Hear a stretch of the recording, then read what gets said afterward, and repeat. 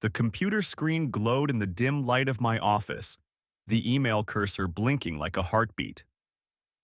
Outside, the November sky had turned the color of old steel, and the Indianapolis Motor Speedway stretched out below my window like a massive oval monument to speed and ambition. I'd worked 16 years to afford this view, built Caldwell Logistics from a single beaten-up freightliner into a fleet of 200 trucks. Now, at 38, I owned one of the most successful transportation companies in the Midwest. But none of that mattered as I read the laboratory results for the fifth time. Probability of paternity, 0%. Not unlikely. Not improbable, 0. Benjamin wasn't my son. I pushed back from my desk and walked to the window, pressing my forehead against the cool glass. 20 stories below, my trucks were pulling into the depot, drivers finishing their routes before the Thanksgiving holiday. Each truck represented a battle won, a contract secured, a competitor outmaneuvered. I understood that world, the world of business, of logistics, of moving freight from point A to point B efficiently and profitably. But this was uncharted territory. The doubt had been growing for months, maybe longer. Little things that seemed like nothing individually but together formed a pattern I couldn't ignore. Benjamin had just turned 5 in May, and at his birthday party, Sarah's cousin had made an offhand comment. "Funny how genetics work, isn't it? He doesn't look anything like Robert." She'd laughed, slightly drunk on champagne, but the words had lodged in my brain like a splinter. I'd started watching him more carefully after that. The way he threw a ball, awkward and uncoordinated despite hours of practice in the backyard. His artistic abilities. The kid could draw detailed pictures at 5, while I could barely manage stick figures. His white blonde hair that Sarah claimed would darken with age but showed no signs of changing. His blue eyes, crystal clear like Sarah's, nothing like my dark brown ones. "Every kid looks like their dad somehow," Tyler's mom had said at soccer practice last week. "It's evolution or something. Nature's way of keeping fathers invested." She'd been making conversation, had no idea her words would send me spiraling. Because I'd been looking, really looking, and I couldn't find myself anywhere in Benjamin's face. The tipping point had come Sunday night. Sarah had been at another symphony committee meeting. She'd been appointed co-chair of the annual benefit gala alongside Daniel Whitman, the pharmaceutical heir whose family name was on half the buildings at IUPUI. I'd been going through old photos, trying to create a slideshow for Thanksgiving dinner, when I'd found our wedding album. There was a photo of Sarah during our first dance, her hand resting on her stomach. At the time, I'd thought it was nerves, maybe the tight dress. But looking at it now, knowing Benjamin had arrived 2 weeks early just 7 months after our wedding, the gesture took on new meaning. I'd done the math over and over. Even if he'd been premature, the dates were suspicious. And he hadn't looked premature, 8 pounds, 4 ounces, perfectly developed. Monday after school, I'd taken him to Grater's, our favorite ice cream place in Broad Ripple. He'd ordered his usual chocolate chip cookie dough and a waffle cone, and chattered about kindergarten while I worked up the courage to do what I'd come to do. "Hey buddy, Daddy needs to play a special game," I'd said, pulling out the DNA test kit I'd bought online and had shipped to my office. Open wide, like when the doctor checks your throat. "Is this 'cause I've been coughing?" He'd opened his mouth trustingly, ice cream dripping down his chin. "Something like that." The swab had taken 3 seconds. 3 seconds to potentially destroy everything I thought I knew about my life. "All done. Good job. Do I get extra ice cream for being brave? You weren't scared at all." "Course not." You were here, Daddy. I'm never scared when you're here. The words had nearly broken me. I'd ordered him another scoop, mint chocolate chip, and watched him eat it while my stomach churned with self-loathing. What kind of father secretly tests his own son? But then again, what kind of mother lies about paternity? The test had cost $2,000 for rush processing, results guaranteed by Wednesday. Today. I'd paid in cash, used a fake name, had the results sent to a private email account. Paranoid maybe, but I'd needed to know without Sarah finding out. At least not until I'd processed it myself. Now I knew. And the knowledge sat in my chest like a block of ice. My phone buzzed on the desk. Sarah, texting from the salon. Just finished hair, nails next. Want to look perfect for tomorrow. Your mom would have loved this style. Thinking of her today. XOXO. My mother. She'd died when I was 23. Cancer taking her just like it had taken everything else good in my early life. She'd never met Sarah, never met Benjamin. Sometimes I was grateful for that. She would have seen through Sarah immediately. Mom had a radar for lies that bordered on supernatural. People who lie about small things lie about big things, she used to say. And people who lie to others lie to themselves first. What lies had Sarah told herself to justify this? I pulled up our joint checking account on my computer. $600 at the salon yesterday. $400 the week before. 3 appointments in the last 10 days. Sarah had always been high maintenance. It was part of what had attracted me initially, that polished perfection that seemed so far from my blue-collar roots. But this was excessive even for her. Then there were the committee meetings, 3 times a week now, sometimes more. Always running late. Always at Daniel's penthouse because it was more convenient to the venue. Always coming home flushed and slightly breathless, claiming they'd been reviewing vendor contracts or arguing about seating charts. My desk phone rang. Martinez from Dispatch. Boss, we got a problem with the Chicago route. That construction on I-65 is backing everything up. We're looking at 3-hour delays minimum. Reroute through Lafayette, I said automatically. Take 52 to 47. It'll add miles, but save time. Roger that. You sound distracted, boss. Everything okay? Fine, just family stuff for tomorrow. Right, Thanksgiving. Enjoy it. Family's everything, you know? Yeah, I said. I know. I hung up and returned to the computer, pulling up my medical records. The vasectomy had been my secret, my shame. March 15th, 2022, I'd told Sarah I was going to Louisville to scout a potential acquisition. Instead, I'd driven to a clinic in Bloomington where no one would recognize me. The procedure had taken 30 minutes. Recovery had been 2 days in a hotel, ice packs and ibuprofen, telling Sarah over the phone that the negotiations were intense, that I'd be home soon. The decision had made sense at the time. Sarah's miscarriage 6 months earlier had nearly killed her. Placental abruption, massive hemorrhaging, emergency surgery. The doctors had saved her life but warned that another pregnancy could be fatal.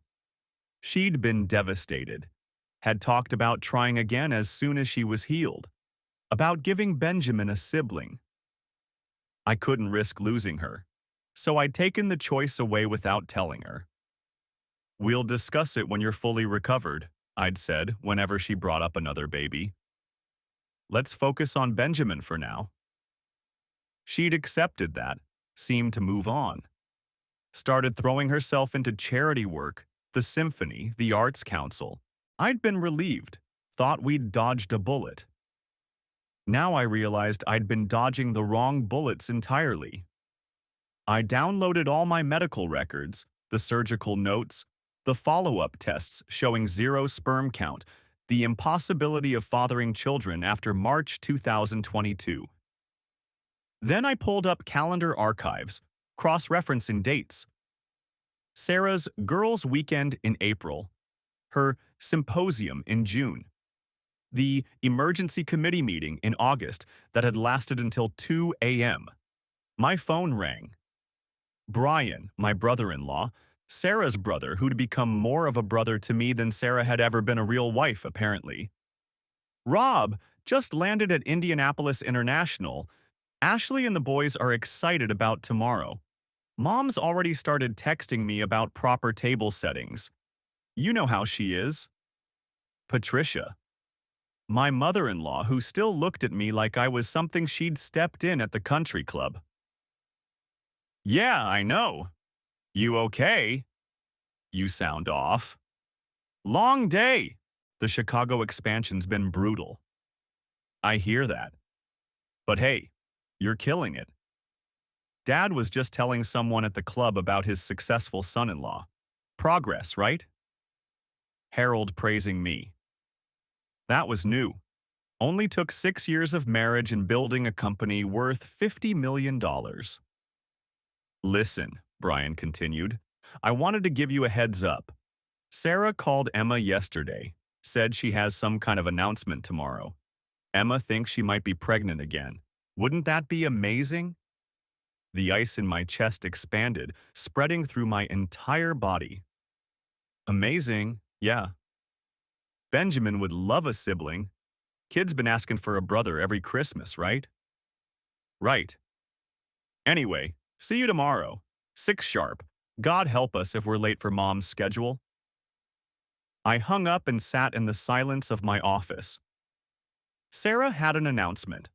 Of course she did.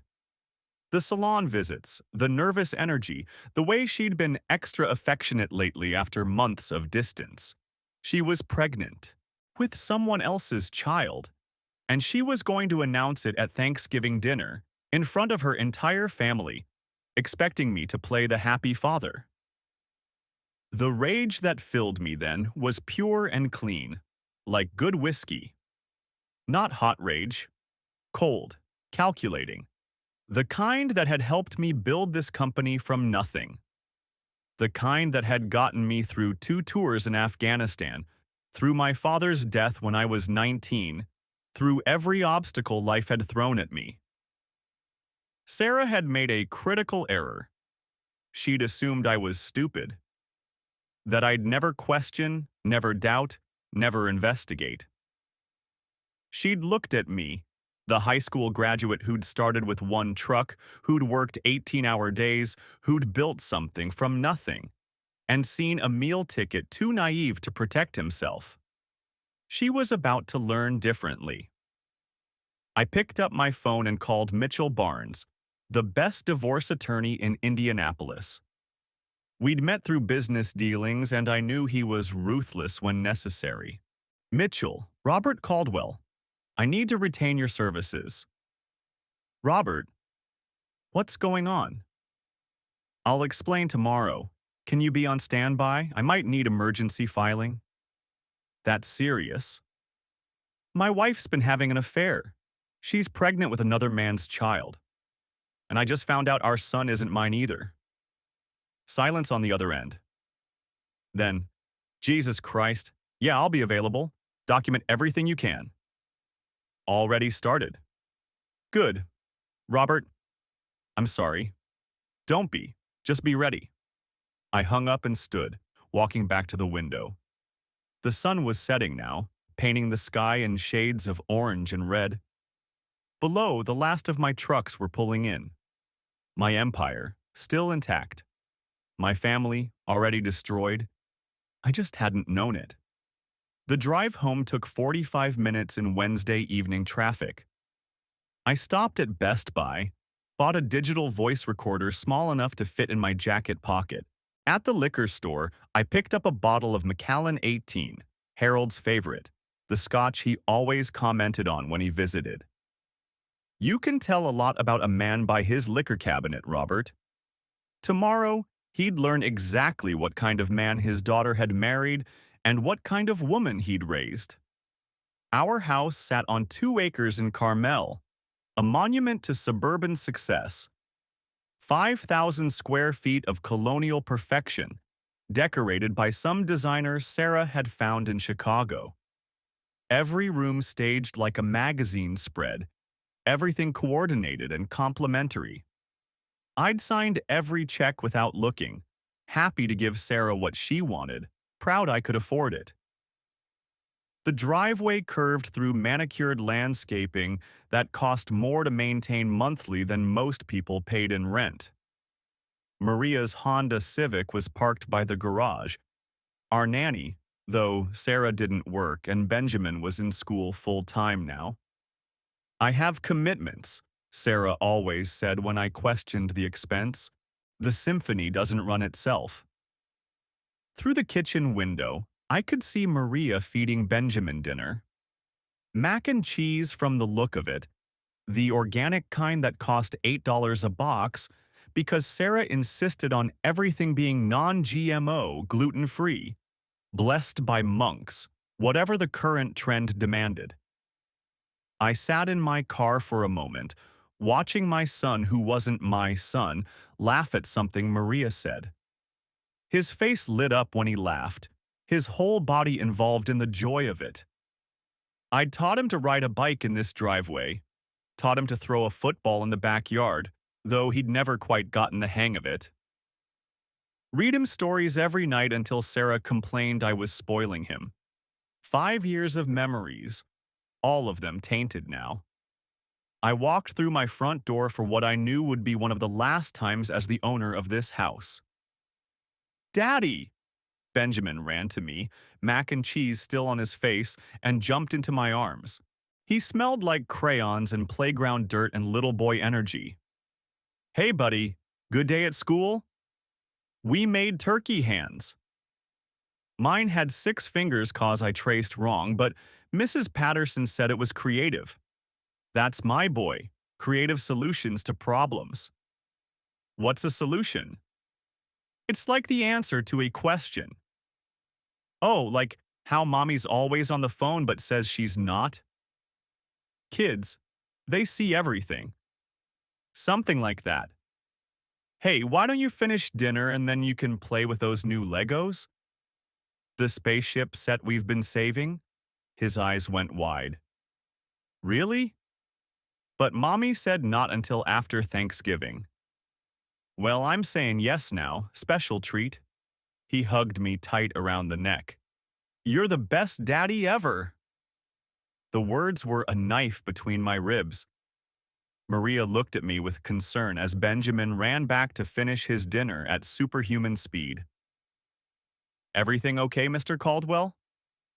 Can you stay late tonight? And actually, I thought quickly, can you take Benjamin to your place tomorrow? Just for the dinner. Bring him back around 8 for dessert. Her concern deepened. Of course, but there's going to be some family drama, adult stuff.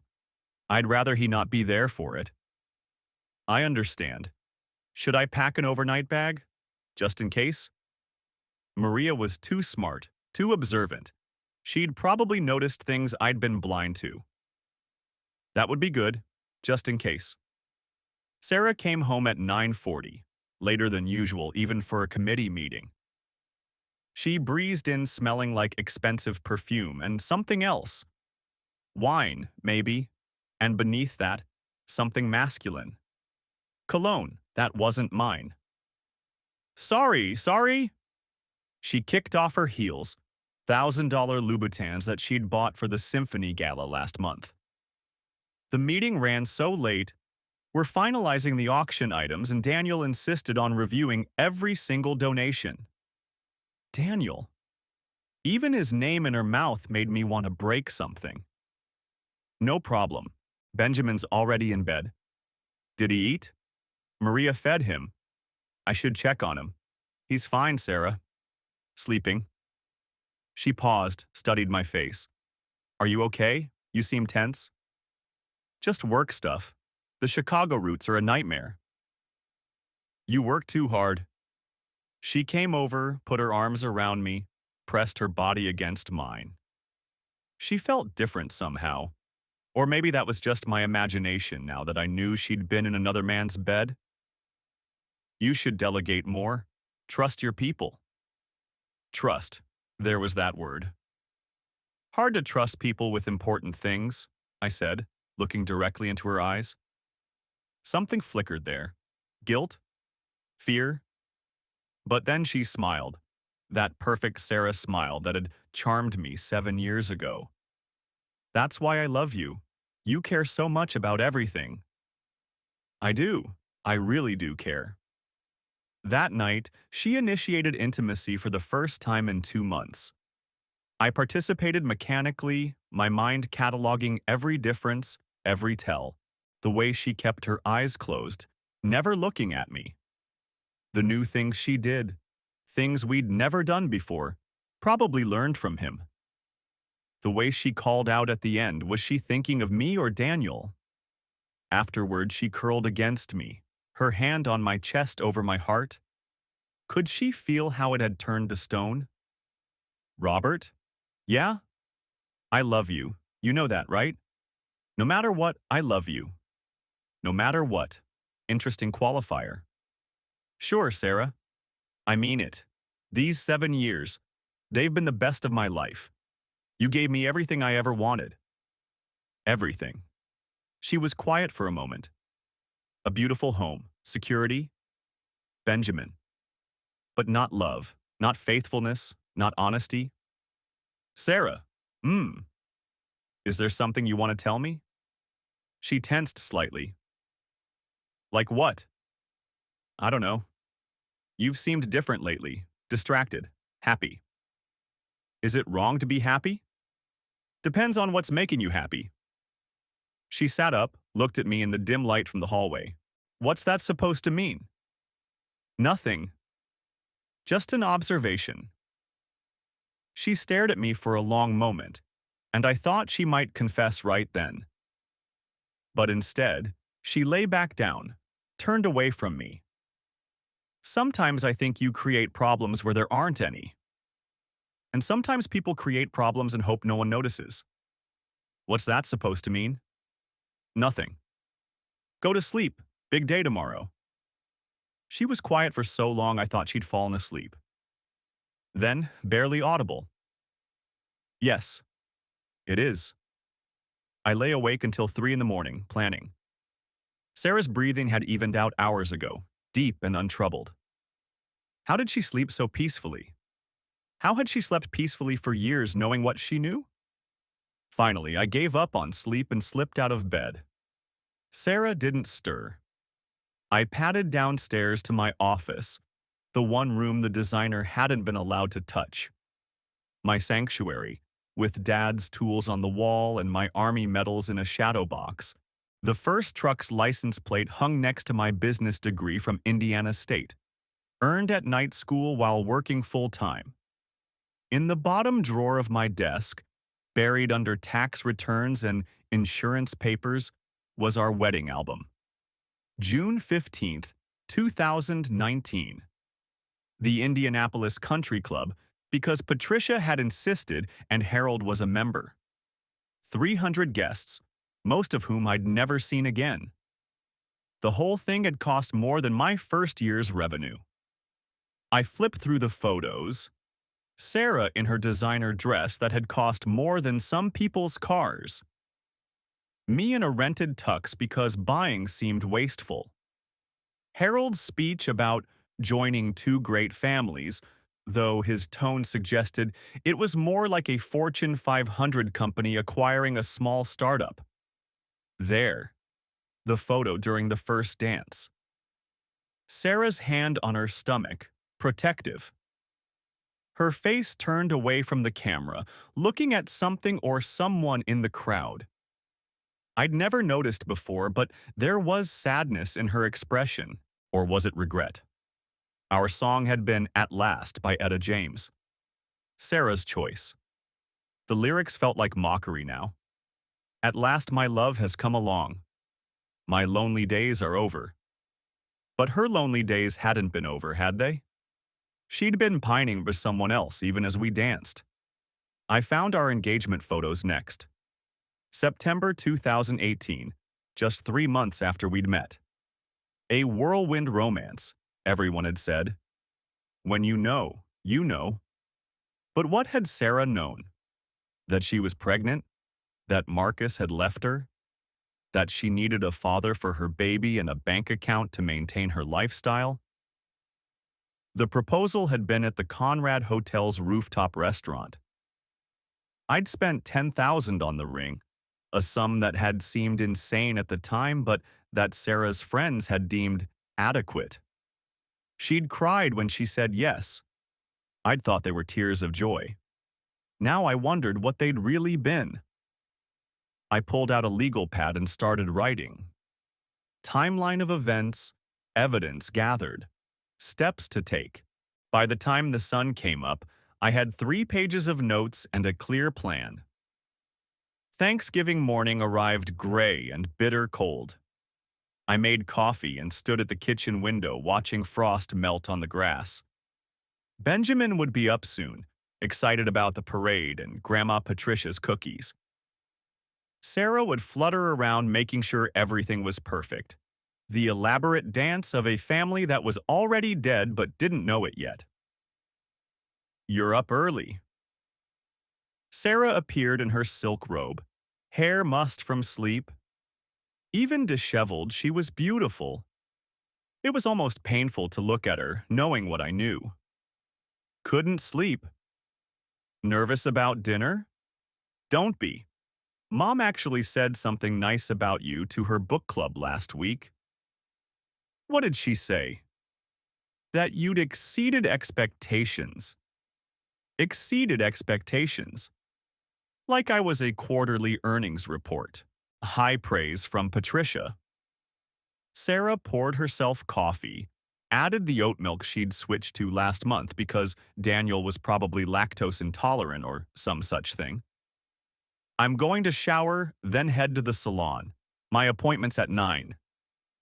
Another appointment? It's Thanksgiving, Robert. I want to look nice for the photos. Emma always insists on family pictures, you know that. Right, the photos. She kissed my cheek, her lips cool and impersonal. You'll handle Benjamin this morning. Of course. You're the best. I wondered how many times she'd said those words, how many times I'd believed them, how many times she'd said them to Daniel after their afternoon meetings. While she showered, I made Benjamin breakfast. Pancakes shaped like turkeys, a tradition I'd started his first Thanksgiving eating solid food. He chattered about school, about his friend Tyler's new puppy, about whether the Lions would win today. Daddy, why don't I look like you? The question came out of nowhere, a bomb dropped between bites of pancake. I nearly dropped the spatula. What do you mean, buddy?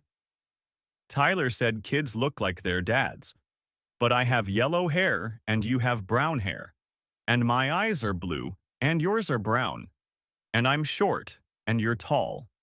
Well, you're 5. You'll grow. But Tyler looks just like his dad, and James looks like his dad, and even stupid Carson looks like his dad.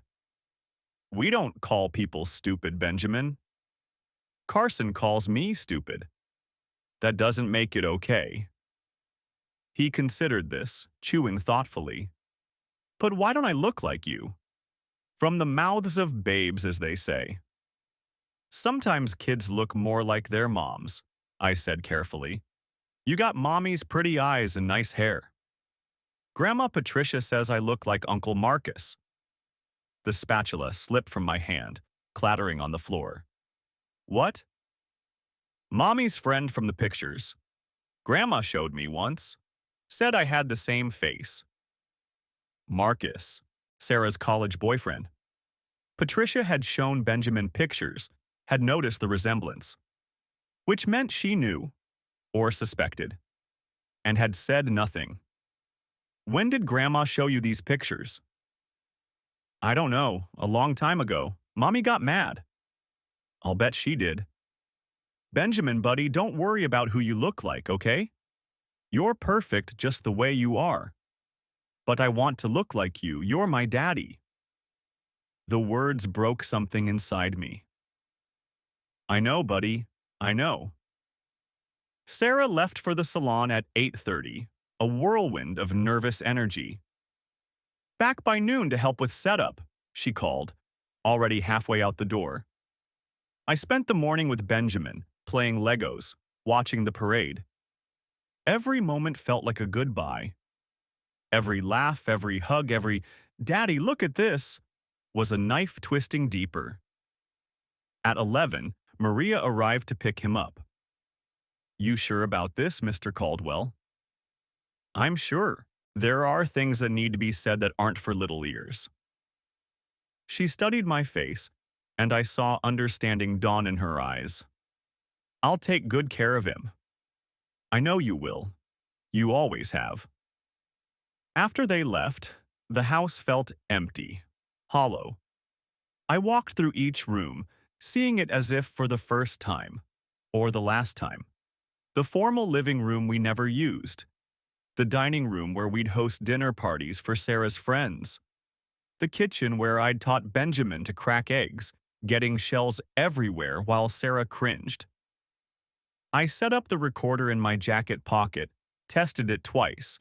Then I went to the office and retrieved my briefcase with all the documents.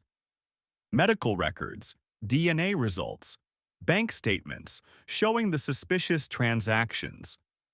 Everything I needed to prove what Sarah had done.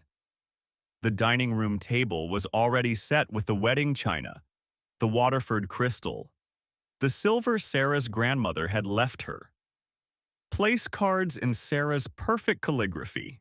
Harold at one end, me at the other, everyone else arranged by some complex social algorithm only Sarah understood. I tucked the briefcase into the sideboard, easily accessible but not obvious. Then I poured myself a scotch, just one, I needed to be sharp, and waited. Sarah returned at 12:30, glowing from her treatments. Hair perfect, nails perfect, makeup perfect. She looked like she was about to walk a red carpet, not serve turkey to her family. You look nice, I said, and meant it. She was beautiful. She'd always been beautiful. It was part of what made this hurt so much. Thanks. I want everything to be perfect tonight. I'm sure it will be memorable. She was already moving through the house, adjusting flowers, straightening pictures, fixing things that didn't need fixing. Where's Benjamin? Maria took him for a few hours, thought we could use some quiet time to set up. She stopped, turned to face me. You sent him away? On Thanksgiving? He'll be back for dessert. But I wanted... She trailed off, biting her lip. Wanted what? Nothing. It's fine. It's probably better, actually. Less chaos. Less chaos. If only she knew what was coming. The caterers arrived at 3, setting up warming stations in the kitchen. Sarah fluttered around them, making sure everything was exactly as she'd ordered. I watched her perform this elaborate dance of perfection and wondered who it was really for. Her parents? Daniel? Herself? By 5:15, everything was ready. The house smelled like turkey and rosemary, cinnamon and nutmeg. The lights were dimmed just right, candles flickering on every surface. Sarah had changed into a cream-colored dress that probably cost more than most people's monthly salary. She looked like a portrait of the perfect wife. The doorbell rang at exactly 5:30. Harold and Patricia, never a minute early or late. Robert! Harold shook my hand, his grip still trying to establish dominance after all these years. The house looks good. Sarah's work, I said. You know I don't have an eye for these things. No, Patricia said. air-kissing Sarah while somehow managing to look disapproving. You certainly don't, but we can't all have aesthetic sensibilities. Mom, Sarah warned quietly. What? I'm complimenting the house? Patricia was already moving through the space, her eyes cataloging every detail for later critique. Though I do think the flowers are a bit much. I think they're perfect, I said, just to be contrary. Patricia looked at me with surprise. I usually didn't engage with her passive-aggressive commentary. Well, she sniffed, I suppose everyone has their own taste. The doorbell rang again. Emma and David, right on time. David carried his worn Bible, the one he brought everywhere like a security blanket. Emma carried a casserole dish that would go untouched because Patricia would see it as an insult to the catered meal. Where's my nephew? Emma asked immediately, looking around. He'll be here later, Sarah said quickly. We thought it would be nice to have some adult time first. Emma frowned but didn't push. David was already eyeing the scotch with disapproval. He didn't drink, didn't approve of those who did, and made sure everyone knew it. Brian and Ashley arrived last with their two boys, 7 and 9, both in matching polo shirts and khakis. Brian gave me a bear hug, the kind that communicated genuine affection. Of all Sarah's family, he was the only one I'd miss. How's the civilian world treating you? He asked. Can't complain, though I bet you miss the structure sometimes. Every damn day, he laughed. But don't tell Ashley that. We gathered in the living room for drinks and appetizers. Harold held court about manufacturing challenges and Chinese competition. Patricia gossiped about someone's scandalous divorce at the country club. Just changed the locks while he was at work. Can you imagine? While Emma tried to steer towards safer topics. Sarah kept checking her phone, growing more agitated as time passed. 6 o'clock came and went, then 6:15. Finally, at 6:30, she stood. Let's move to the dining room. Everything's ready. We took our assigned seats. I sat at the head of the table feeling like a king about to be deposed. Sarah sat at the opposite end, fidgeting with her napkin. The empty chair for Benjamin seemed to mock us both.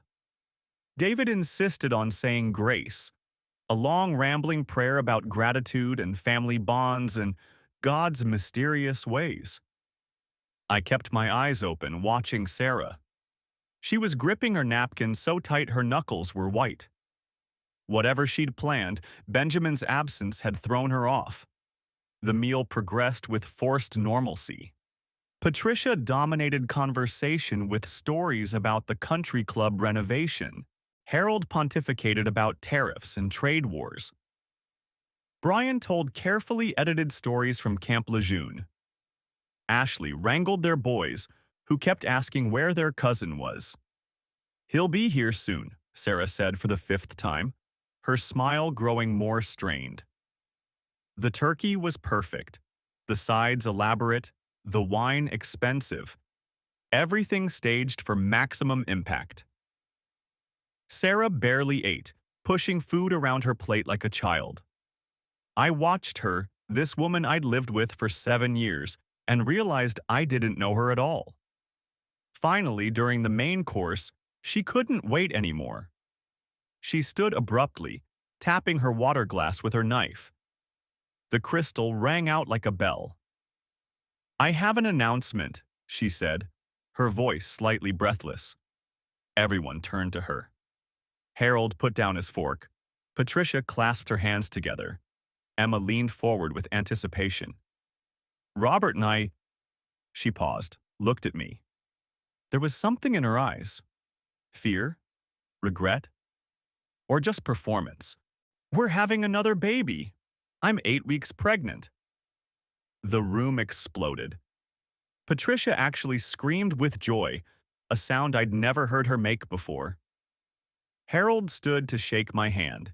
his face showing more approval than I'd seen in 7 years. Emma was crying, David quoting something about quivers full of arrows.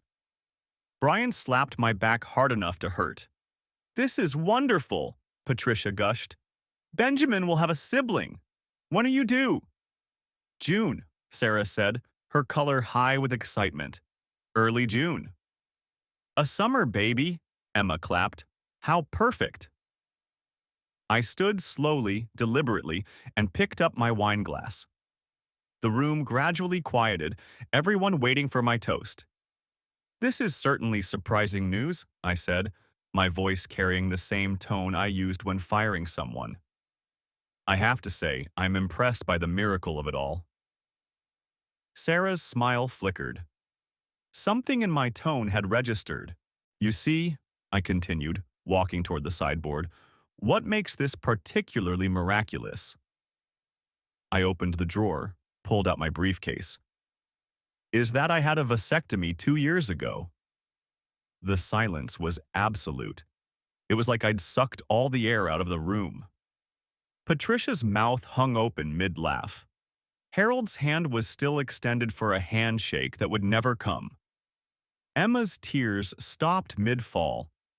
Brian's expression shifted from joy to confusion to something harder. I pulled out the medical records, began passing them around the table like I was distributing quarterly reports. March 15th, 2022. Performed by Dr. Richard Brennan at Indiana University Health. Follow-up testing confirms 0 sperm count. "Robert," Sarah's voice was barely a whisper. All color had drained from her face. "I can explain." "Can you? Please, go ahead. Explain to everyone how you're pregnant with my child when I've been sterile for 2 years. Vasectomies can fail. Less than 1% chance after 2 years. But you're right, we should be thorough." I pulled out the second set of documents. So I had Benjamin tested. The sound Sarah made wasn't quite human. It was pain and fear and rage all mixed together. "Who's Benjamin?" Harold's voice was dangerous. "What do you mean, tested?" "DNA test. Performed Monday. Results received yesterday." I handed him the lab report. 0% probability of paternity. Benjamin is not my biological son." Patricia stood up so fast her chair fell backward. The crash was enormous in the silence. "This is a mistake," she said. "Some kind of terrible mistake." 5 years, I said, looking directly at Sarah. 5 years of lies. Were you pregnant when we met? Or did that come after? Sarah was shaking her head, tears streaming down her face. "Robert, please, not like this." "Then how? In private, where you could manipulate me? Cry and make excuses? Your family deserves to know who you really are." "Is this true?" Harold roared, and everyone jumped. Sarah couldn't speak, just sobbed. Brian stood, his hands clenched into fists. "Sarah, answer him. Is Benjamin my nephew or not?" When she finally spoke, it was barely audible. "Marcus. Benjamin's father is Marcus." "Marcus Henley," Emma gasped. "Your college boyfriend?" Sarah nodded, unable to meet anyone's eyes. "You were pregnant when you married Robert?" Patricia's voice had gone cold, clinical. "You tricked him? You've been lying to all of us for 7 years?" "I didn't mean. I found out after we started dating. Marcus had left, moved to Seattle. I was scared. I didn't know what to do." "So you decided to defraud my brother-in-law?" Brian's voice was lethal calm, his military bearing making him seem larger. "You decided to steal 7 years of his life?" "I loved him," Sarah cried out. "I did love Robert. I do love him." "You love his bank account," I said. "You love the life he could give you.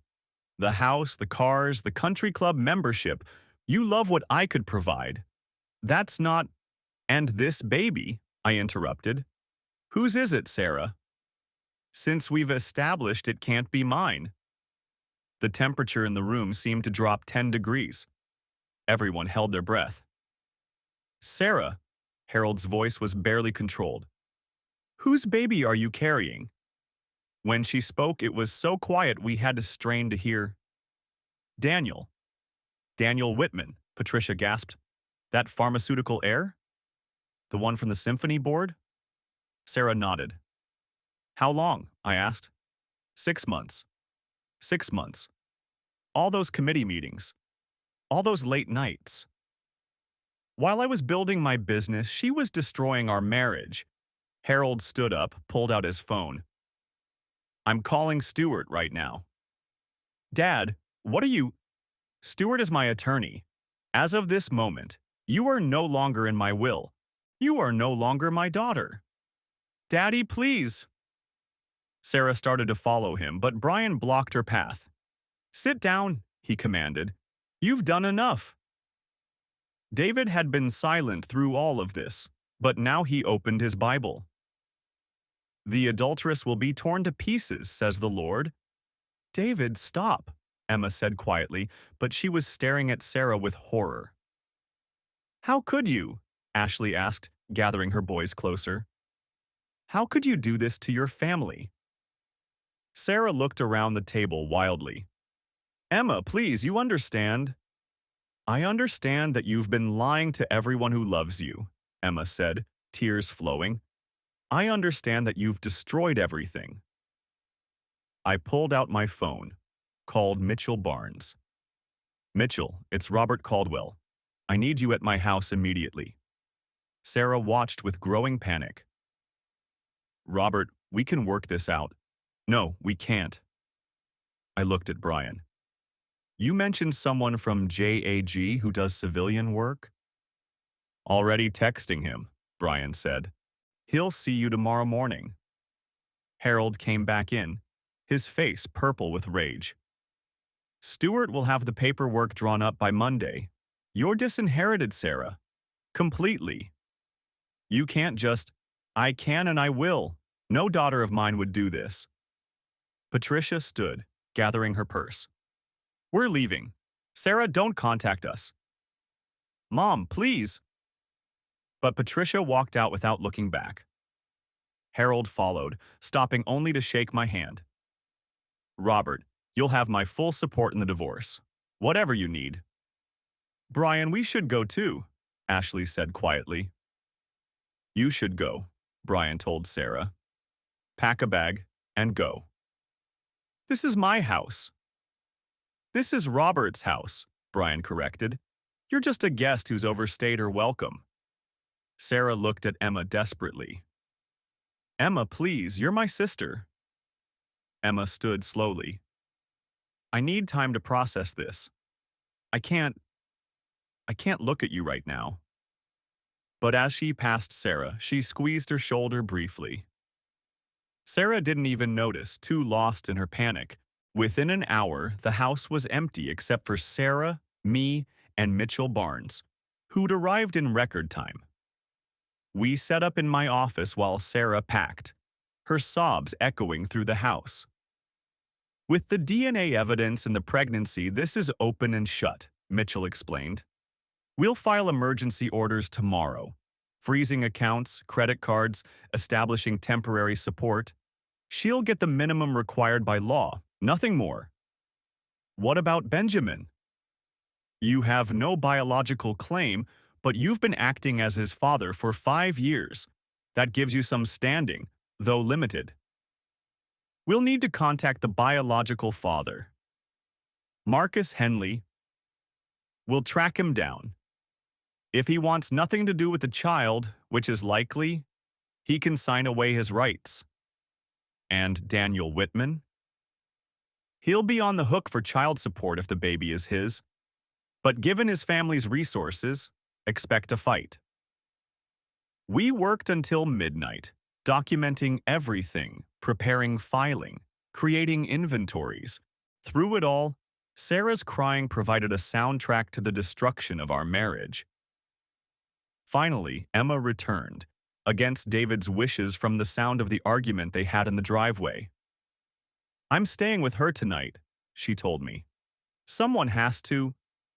She made her choices. Yes, she did. And she'll face the consequences. But she's pregnant and alone. She should have thought of that before. Emma looked at me sadly. "You're right to be angry. What she did was unforgivable. But anger will eat you alive if you let it. I'll take my chances." The next morning, Black Friday, Mitchell filed the papers at 8 a.m. By noon, Sarah's cards were canceled, the accounts frozen. She had her car, her personal belongings, and 1 month of temporary support, the legal minimum. Daniel Whitman's response came through his lawyers that afternoon. He acknowledged the affair but disputed paternity, demanding testing when the baby was born. His wife, from whom he'd been separated, had suddenly reconciled with him. They were renewing their vows next month. The Whitman family machine was protecting their own. Marcus Henley was contacted that evening. His response was swift and legal: complete termination of parental rights in exchange for no financial obligation. His wife filed for divorce within hours of learning about Benjamin. Sarah moved into a 2-bedroom apartment the following week. Not a bad place, but a far cry from our Carmel mansion. Emma helped her move, despite Harold's threats to cut her off too. Benjamin stayed with Sarah, of course. I had no legal right to him. But I sent money anyway through my lawyer for his needs. He didn't ask to be born into this mess. Christmas came and went. I sent Benjamin presents through Maria, a new bike, Legos, all the books I would have read to him. Sarah sent me a card, just signed Sarah and Benjamin. I threw it away unopened. The divorce proceeded with ruthless efficiency. Indiana's adultery laws were clear, the evidence overwhelming. Sarah's attorney tried to argue for more support, but the pregnancy with another man's child undermined any sympathy. In February, she gave birth to a daughter, Claire. Daniel Whitman's paternity was confirmed. He paid support, generously by legal standards, but wanted no contact with the child. By March, 4 months from that Thanksgiving dinner, the divorce was final. I kept most of our assets, the business, the investments. Sarah got her car, personal items, and a year of minimal alimony. The house sold quickly, the proceeds mostly mine. I bought a downtown condo, all glass and steel and modern lines. Nothing like the warm colonial Sarah had created. I threw myself into work with renewed intensity. The Chicago expansion succeeded beyond projections. We opened routes to Detroit, Milwaukee, St. Louis. Caldwell Logistics became a regional powerhouse, valued at over $100 million within 2 years. But success felt hollow. There was no one to share it with, no one to celebrate with. No little voice calling Daddy when I came home. I started dating Margaret that fall, almost a year after the divorce. She was a federal prosecutor, brilliant and driven. She understood long hours and dedication. She didn't want children, which was perfect since I couldn't give them to her and wouldn't go through adoption or fertility treatments. Not after everything, but I couldn't trust her. I checked her phone when she showered, had a private investigator verify her background, tracked her location, questioned every inconsistency.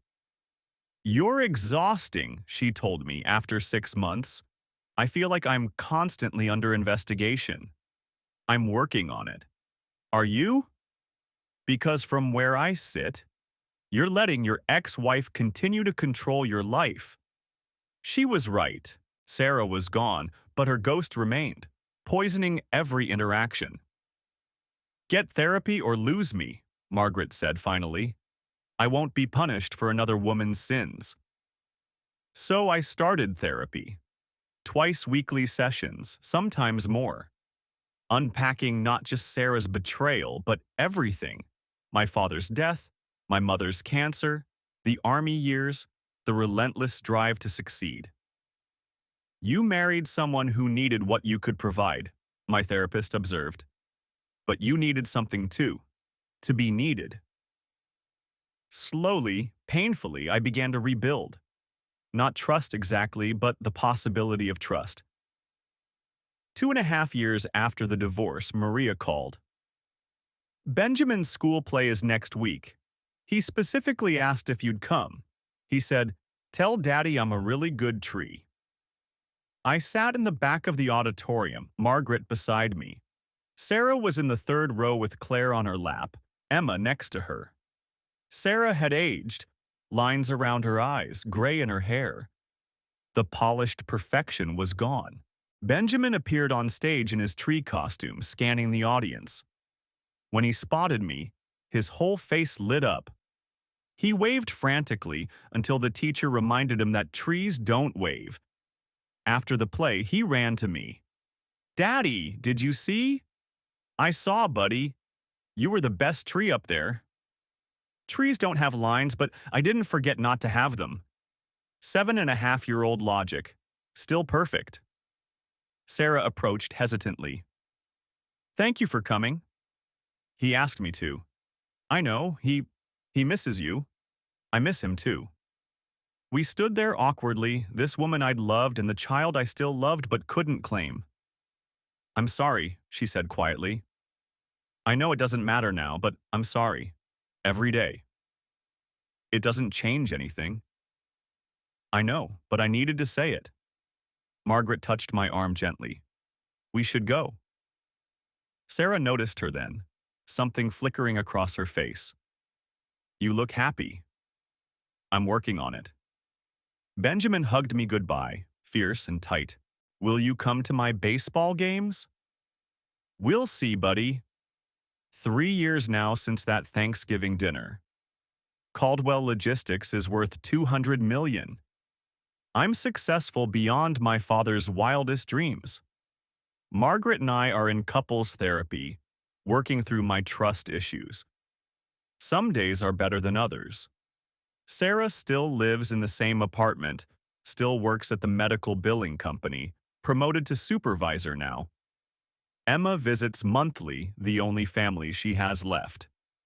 Harold died last year, never having forgiven her. Patricia lives but won't acknowledge Sarah's existence. Daniel Whitman is a state senator now, eyeing a congressional run. His renewed marriage featured in society magazines. Claire will grow up knowing her father only as a monthly check. And me? I survive. I succeed. I try to trust again, even when every instinct screams against it. Because the alternative is letting Sarah's betrayal define not just my past but my future. Some victories, I've learned, leave you more alone than defeat ever could, but you keep going anyway, because that's what survivors do.